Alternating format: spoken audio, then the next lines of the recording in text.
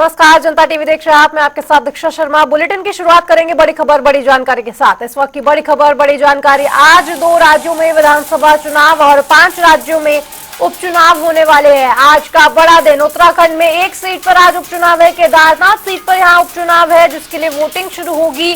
बात की जाए यूपी की, तो यूपी की 9 सीटों पर वोटिंग शुरू होगी। शाम 6 बजे तक डाले जाएंगे वोट। साथ ही आपको बता दें कि महाराष्ट्र और झारखंड में विधानसभा चुनाव होने हैं। बात की जाए देवभूमि उत्तराखंड की, तो उत्तराखंड की केदारनाथ सीट पर आज उपचुनाव होने हैं, काफी मायनों में अहम। और बात की जाए महाराष्ट्र की, तो महाराष्ट्र की 288 सीटों पर विधानसभा के चुनाव होने हैं। झारखंड में आज दूसरे चरण का मतदान होगा। 2 राज्यों में विधानसभा चुनाव और साथ ही उपचुनाव भी आज ही है। ये इस वक्त की बड़ी खबर बड़ी जानकारी आपको बता रहे हैं। जिस तरह से आज केदारनाथ सीट के लिए वोटिंग होगी, शाम 6 बजे तक ही वोटिंग चलेगी और बीजेपी और कांग्रेस के बीच दोनों ही मुकाबला काफी ज्यादा टक्कर का होने वाला है।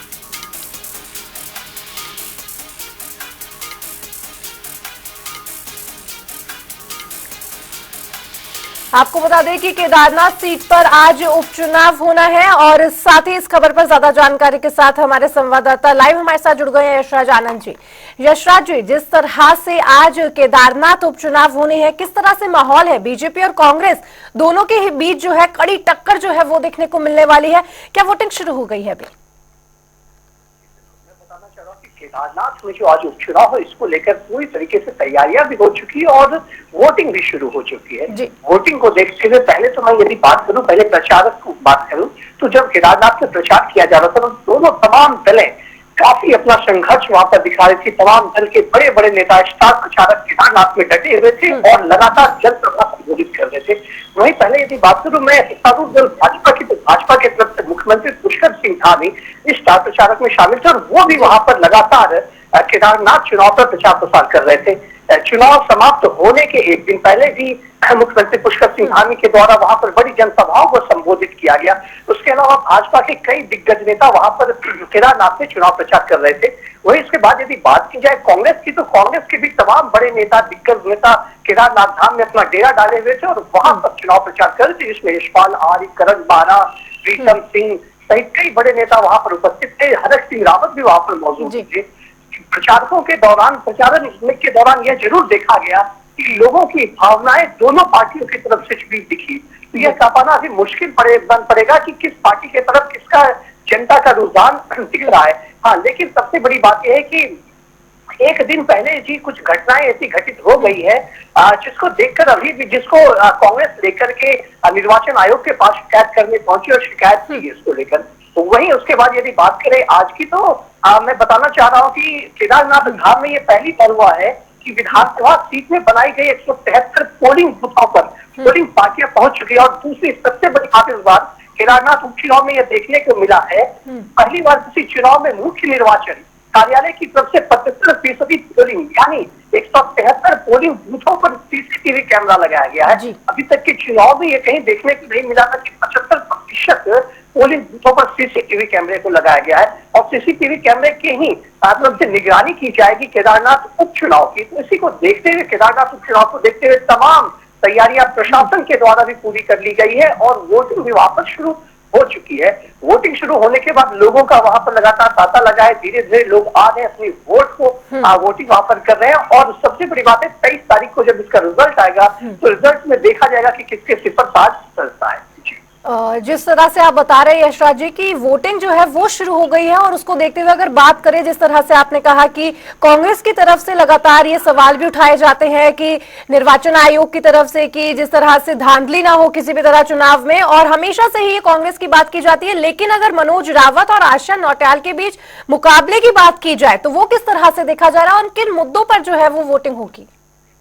जी, सबसे पहले तो कांग्रेस की तरफ से धांधली पर यदि बात करें, जिस निर्वाचन आयोग से कांग्रेस लगातार जाकर मिल रही है, तो कल अक्षय कौंडे जो रुद्रप्रयाग के एसपी हैं, उन्होंने स्पष्ट रूप से कह दिया है कि किसी भी तरीके की कोई भी चूक पुलिस प्रशासन के द्वारा देखने को नहीं मिलेगी, क्योंकि सभी जगह पुलिस को तैनात कर दिया गया है। चाहे आप बात करें पोलिंग बूथ पर या बात करें जनता के मोहल्ले में भी, जहां जहां बनाया गया वहां पर पुलिस कर्मी को तैनात कर दिया गया है। कल पुलिस अक्षय कोंडे के द्वारा एक पैदल मार्च रैली भी निकाली गई, जिसमें वो अनाउंसमेंट करते हुए दिख रहे थे कि कोई भी मतदाता को भ्रमित करने का प्रयास नहीं किया जाएगा और पोलिंग बूथ पर किसी भी तरीके के उपद्रवी को बर्दाश्त नहीं किया जाएगा। वहीं यदि बात करें रुद्रप्रयाग डीएम सौरभ गंगवार की, तो उन्होंने भी पोलिंग बूथों पर जाकर जायजा लिया और साथ ही साथ स्पष्ट रूप से ईवीएम मशीन को भी जांच की, साथ ही साथ वहां पर जाकर वहां पर सेटअप करवाया पूरी तरीके से। सुबह से लेकर यदि बात करें अक्षय कोंडे की, बात करें सौरभ गंगवार की, तो वो लगातार वहां पर तैनात दिख रहे हैं। और यदि बात की जाए कि आशा नौटियाल और मनोज रावत के बीच किस प्रकार से टक्कर बनी हुई है, यह अपने आप में बहुत बड़ी टक्कर बनी है।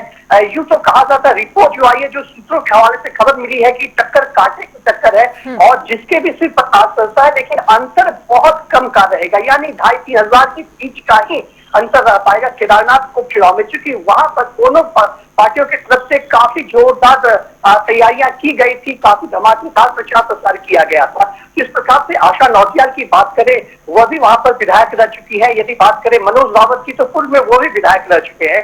तो दोनों का अपना कैडर वोट भी है और दूसरी बात है कि अपनी पार्टी का भी अपना अपना कैडर वोट वहां पर दिखता है। हाँ, सिंपैथी वोट की तर्ज पर यदि लिया जाए, तो यदि ऐश्वर्या रावत भाजपा की तरफ जैसे है, तो जरूर सिंपैथी वोट कहीं ना कहीं भाजपा को मिलता दिख रहा है।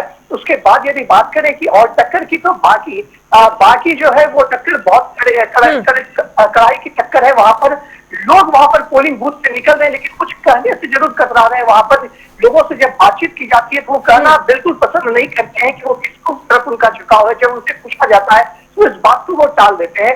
लेकिन जरूर सूत्रों के हवाले से जानकारी लगातार मिल रही है, अभी भी जो जानकारी मिलते जा रही है कि लगातार अभी भी मतदान चल रहा है, वहां पर लोग जा रहे हैं, बड़ी संख्या में महिलाएं भी वहां पर मतदान करने जा रही हैं। महिला अपने बच्चे को साथ लेकर के जा रही है। यशराज जी, यानी कि मुकाबला जो है वो टक्कर का होने वाला है बीजेपी और कांग्रेस के बीच में। अभी कुछ साफ नहीं है स्थिति, क्योंकि दोनों ही पार्टी के जो उम्मीदवार है वो काफी जो है इम्पोर्टेंट माने जा रहे हैं और जनता जो है वो भी अभी क्लियर नहीं है। लेकिन अगर बात करें किन मुद्दों पर जो है वो चुनाव को लेकर आज लोग वोटिंग करने की बात जो है वो देखते हुए नजर आएंगे, क्योंकि केदारनाथ में अगर बात की जाए, मेन केदारनाथ की और बात की जाए राज्य की, तो उत्तराखंड में अभी भी काफी ज्यादा आपदा की स्थिति थी। लगातार कांग्रेस ये दावा कर रही थी कि बीजेपी सरकार फेल है।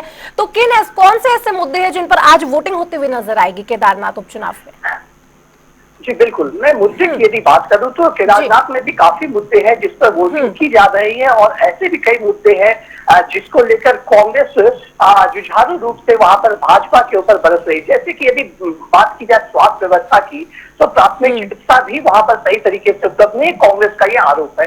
वहीं दूसरी ओर विद्यालय की यदि बात करें, तो वहां पर विद्यालय भी कांग्रेस कर रही है कि विद्यालय का भी स्ट्रक्चर वहां पर अभी तक सही तरीके से नहीं हो पाया है। वहीं आपदा में लगातार जिस प्रकार से देखा जा रहा है, केदारनाथ खड़ी पहाड़ी परिस्थिति है, तो वहां पर आपदा भी लगातार आ रहा है। इस बार भी देखा गया तो वहां पर केदारनाथ यदि मंदिर की बात करें, तो धाम जाने में भी काफी ज्यादा वहां पर रोड क्षतिग्रस्त हो गया था। आपदा के कारण वहां पर काफी ज्यादा तबाही भी आ गई थी। और यदि इससे पहले भी बात करें तो भयावह आपदा भी आई थी 2013 में केदारनाथ में, जिससे पूरा देश ही नहीं पूरा विश्व भी दहल चुका था। लेकिन उसके बाद भी यदि बात करें तो वहां पर विकास का भाजपा का भी दावा है, क्योंकि इससे पहले भाजपा के वहां विधायक थे शैला रानी रावत की रूप में जो दिवंगत हो गई है, जो अब नहीं रही है, इसी को लेकर के उपचुनाव किया जा रहा है। उसके बाद यदि विकास की बात करें तो भाजपा भी लगातार कह रही है कि भाजपा अपने कार्यकाल में विकास का तमाम वहां काम कर चुकी है, लेकिन कांग्रेस ने विकास का काम नहीं किया जब कांग्रेस के वहां पर विधायक थे या कांग्रेस की उत्तराखंड में सरकार थी। तो इस प्रकार से पक्ष और विपक्ष को लेकर के लगातार कई मुद्दे बनते हुए दिख रहे हैं। सबसे बड़ा मुद्दा वहां पर पलायन का दिख रहा है, शिक्षा का दिख रहा है, स्वास्थ्य का दिख रहा है।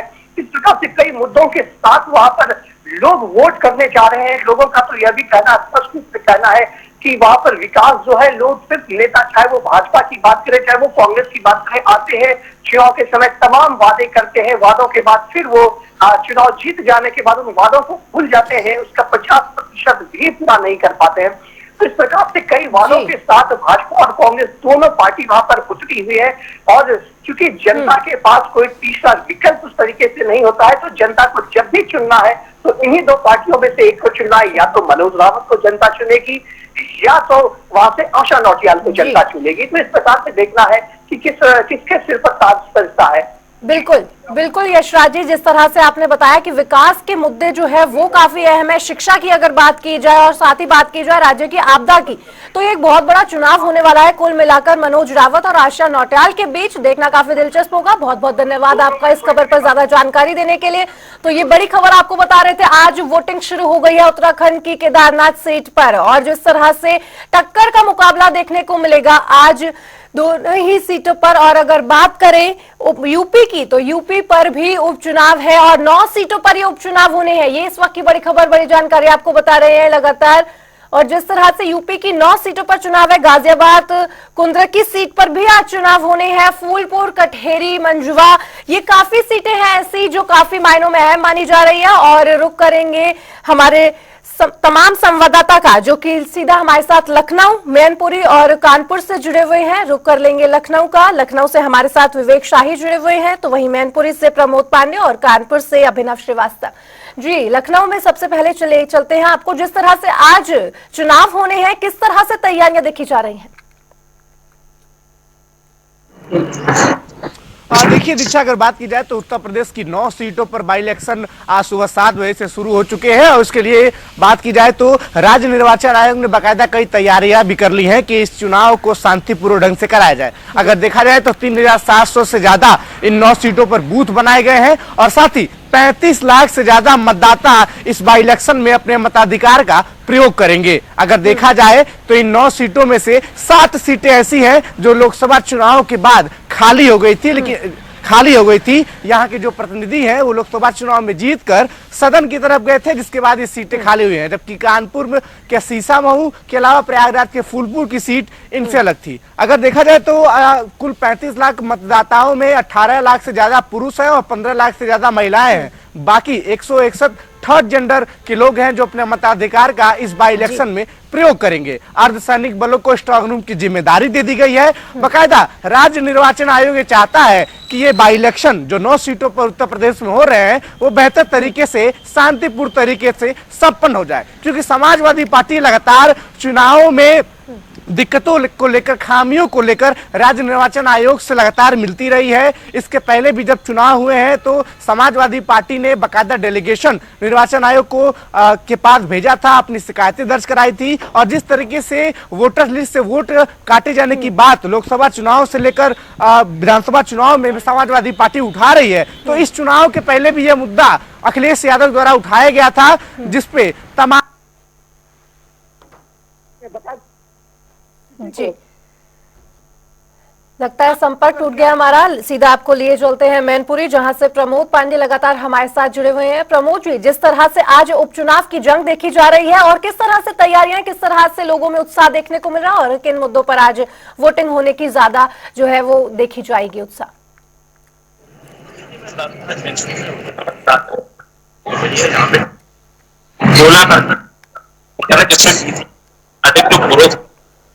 बात की 17 लाख से अधिक 1,73,000 करीब महिलाएं वोटिंग करेंगी। और वोटिंग का मेन मुद्दा यहाँ पे जो विकास और बेरोजगारी को लेकर होगा। और वहीं पर समाजवादी पार्टी से जो पूर्व तेज प्रताप यादव है और उन्हीं के जो फूफा है वो भाजपा से अभिजीत प्रताप यादव है।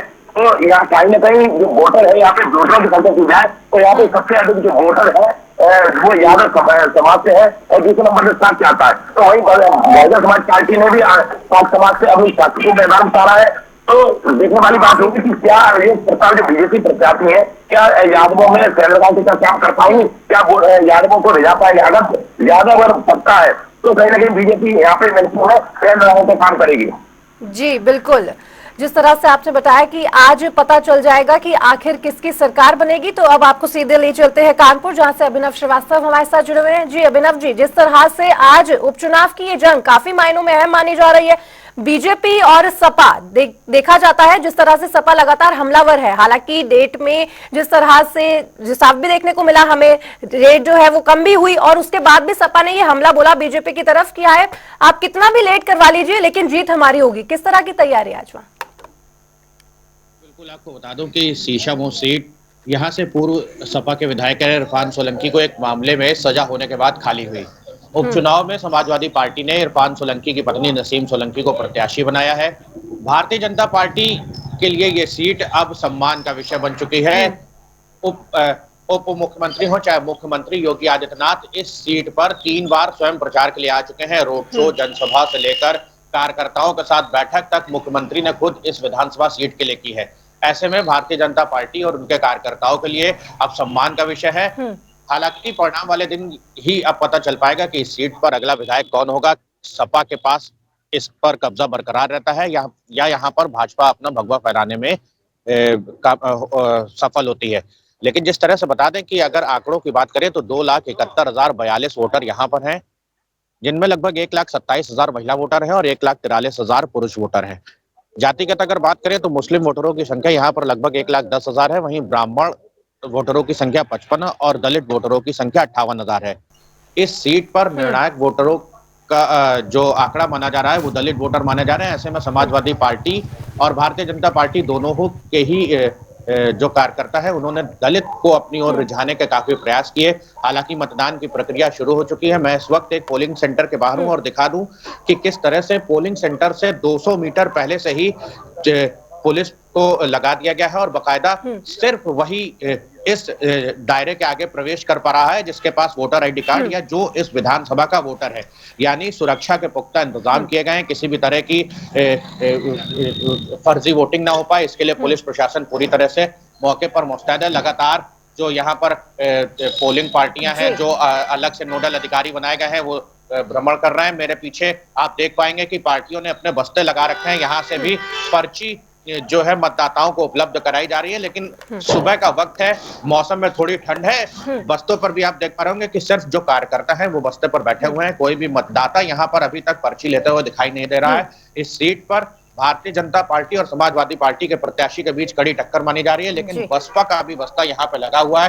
हालांकि समाजवादी पार्टी के बस्ते पर आप जरूर देख पाएंगे कि कुछ लोग हैं, कुछ यहाँ पर चहल पहल देखी जा रही है, मतदाता यहाँ पर दिख रहे हैं। जी जिस तरह से बस्तों ने भी ये बता दिया है कि इस सीट पर टक्कर भाजपा और सीधे सपा के बीच होने वाली है और अगर ये सीट भाजपा जीतती है तो इसमें भारतीय जनता पार्टी के कार्यकर्ताओं और दलित वोटर एक बहुत बड़ा फैक्टर होने वाला है। बहुत बड़ा फैक्टर होने वाला है। जी बिल्कुल। और सीधा अब आपको लिए चलते हैं लखनऊ, जहां पर विवेक शाही हमारे साथ जुड़े हुए। विवेक जी, जिस तरह से गाजियाबाद की सीट की अगर बात की जाए तो गाजियाबाद पर खुद मुख्यमंत्री योगी आदित्यनाथ बीते दिनों जिस तरह से स्टार प्रचारक के तौर पर उन्होंने एक भव्य रैली का आयोजन किया, भारी संख्या में भीड़ उमड़ी, उसके बाद क्या कुछ अंदाजा लगाया जा रहा है गाजियाबाद में किस तरह का माहौल देखने को मिलने वाला है? देखिए दिशा, अगर बात की जाए तो सबसे ज्यादा प्रत्याशी गाजियाबाद विधानसभा क्षेत्र से इस बार मैदान में है। इन 9 सीटों पर कुल 90 प्रत्याशी हैं, लेकिन सबसे ज्यादा प्रत्याशी गाजियाबाद पे हैं। तो लड़ाई इतनी आसान नहीं होने वाली है, चाहे वो भारतीय जनता पार्टी हो या फिर समाजवादी पार्टी हो। लेकिन जिस तरीके से मुख्यमंत्री योगी आदित्यनाथ ने इस बाई इलेक्शन की कमान अपने ऊपर ली है, जिस तरीके से देखा जाए तो लोकसभा चुनाव के बाद ही बाई इलेक्शन के लिए बैठकें शुरू हो गई थी। सीएम आवास पे मंत्रियों को प्रभार दे दिया था अलग अलग जिलों का। एक विधानसभा सीट पर एक मंत्री और 2 राज्य मंत्री को प्रभारी बनाया गया था। तो कहीं ना कहीं एक बड़ी जिम्मेदारी लेते हुए मुख्यमंत्री योगी आदित्यनाथ दिखे थे। और लोकसभा चुनाव में उत्तर प्रदेश में जो भाजपा का प्रदर्शन रहा था, निश्चित तौर पर उस प्रदर्शन को भुलाने के लिए इस उपचुनाव में बेहतर प्रदर्शन भारतीय जनता पार्टी को करना होगा। अगर देखा जाए तो इन 9 सीटों पर अलग अलग प्रभार नियुक्त किए गए थे, अलग अलग मंत्रियों को प्रवास करने को कहा गया था। तमाम रणनीति भारतीय जनता पार्टी ने अपनाई थी। संघ भी भारतीय जनता पार्टी के लिए इस बार काम करते हुए दिखा था। पिछले लोकसभा चुनाव में ऐसा नहीं देखा गया था। संघ ने भी रणनीति बनाई थी। दलित वोटर्स को एकजुट करने के लिए, हिंदू वोटर्स को एकजुट करने के लिए मुख्यमंत्री योगी आदित्यनाथ का जो नारा था उस पे भी जो मुहर भारतीय जनता पार्टी के बड़े जो पदाधिकारी है वो लगाते दिखाई दे रहे थे। मुख्यमंत्री योगी आदित्यनाथ के नारे का सपोर्ट जहां संघ प्रमुख से मिला, तो वहीं प्रधानमंत्री नरेंद्र मोदी ने भी उस नारे का सपोर्ट किया। तो साफ बात एक साथ दिखाई देती है कि भारतीय जनता पार्टी ने अपना सब कुछ इस उपचुनाव में झोंक रखा है, क्योंकि ये वर्चस्व की लड़ाई है, सम्मान की लड़ाई है। और देखा जाए तो पिछली बार जब इन सीटों पर चुनाव हुआ था तो 5 समाजवादी पार्टी के पास थी, 5 भारतीय जनता पार्टी के पास थी। लेकिन इस बार मामला बराबरी का नहीं होने वाला है। अप्रत्याशित रूप से बढ़त किसी एक पार्टी को मिल सकती है। अगर देखा जाए तो भारतीय जनता पार्टी कई ऐसी सीट है जिसमें जाति समीकरण के बैलेंस को फिट करते हुए वहां लीड करते हुए दिखाई दे रही है। सुबह 7 बजे से मतदान शुरू हो चुका है, शाम 5 बजे तक मतदान चलेगा। इन 7 बजे से लेकर शाम 5 बजे के बीच में तमाम ऐसी उठापटक की स्थिति भी आपको देखने को मिलेगी। लेकिन सबसे बड़ी बात कि 9 सीटों पे जो बाई इलेक्शन का चुनाव है वो उत्तर प्रदेश की राजनीति में काफी कुछ तस्वीरें साफ कर सकता है। दीक्षा, बिल्कुल, और इस वक्त आपको रोकना चाहूंगे और रुक करेंगे इस वक्त की बड़ी खबर बड़ी जानकारी का। इस वक्त की बड़ी खबर बड़ी जानकारी, सीएम योगी ने जनता से अपील की है। ये इस वक्त की बड़ी खबर, उन्होंने कहा है पहले मतदान करें फिर जलपान करें। ये मुख्यमंत्री योगी आदित्यनाथ की जनता से अपील। आज उत्तर प्रदेश में 9 सीटों पर उपचुनाव देखने को मिल रहे हैं और इस बीच मुख्यमंत्री योगी आदित्यनाथ ने जनता से ये अपील की है कि पहले आप मतदान कीजिए फिर आप जलपान कीजिए। जिस तरह से आज देखा भी जा सकता है पोलिंग स्टेशन के बाहर से, जिस तरह से लगातार आपको दिखा रहे थे कि भीड़ जो है वो अभी नहीं देखने को मिल रही है, लेकिन मुख्यमंत्री योगी आदित्यनाथ ने ये अपील कर दी है अब कि जनता से कि आप पहले मतदान कीजिए फिर आप जलपान कीजिए। हालांकि मौसम में ठंड जो है वो देखने को मिल रही है, जिसके चलते ये असर भी देखने को मिलेगा उपचुनाव की सीटों पर। अगर बात कर ले हम मुख्यमंत्री योगी आदित्यनाथ की, मुख्यमंत्री योगी आदित्यनाथ आज सुबह से ही काफी ज्यादा एक्टिव मोड में नजर आ रहे हैं, जहां पर जनता से ये अपील की है कि आप पहले मतदान कीजिए फिर जलपान कीजिएगा। ये एक रवैया मुख्यमंत्री योगी आदित्यनाथ का लोगों के प्रति ये दिखाता है कि किस तरह से मुख्यमंत्री लोगों के लिए हमेशा जागरूक रहते हैं।